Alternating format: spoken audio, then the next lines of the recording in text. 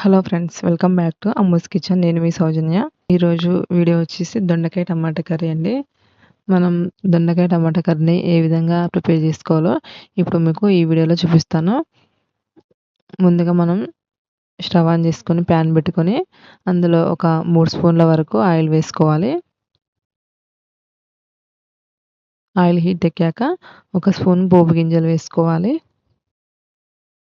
ఇప్పుడు మనం కట్ చేసి పెట్టుకున్న ఉల్లిపాయ ముక్కలు, పచ్చిమిర్చి ముక్కలు వేసుకొని ఉల్లిపాయ ముక్కల్ని మగ్గించుకోవాలి.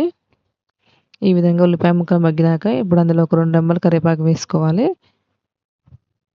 అలాగే ఒక హాఫ్ స్పూను అల్లం వెల్లుల్లి పేస్ట్ వేసుకోవాలి. అల్లం వెల్లుల్లి పేస్ట్ కూడా పచ్చివాసన పోయేంత వరకు మగ్గించుకోవాలి. ఇప్పుడు మనం కట్ చేసి పెట్టుకున్న దొండకాయల్ని వేసుకోవాలి.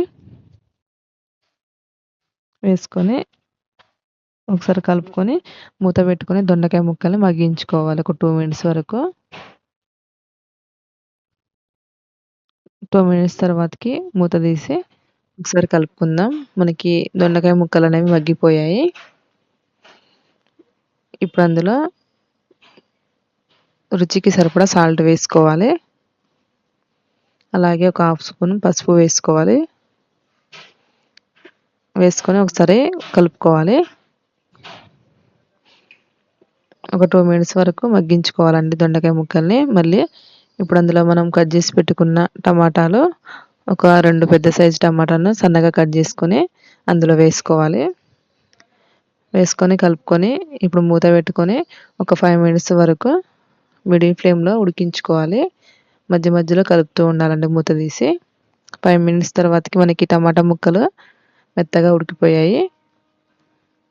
ఈ విధంగా ఉడికిపోయాక ఇప్పుడు అందులో ఒక స్పూన్ వరకు కారం వేసుకోవాలి.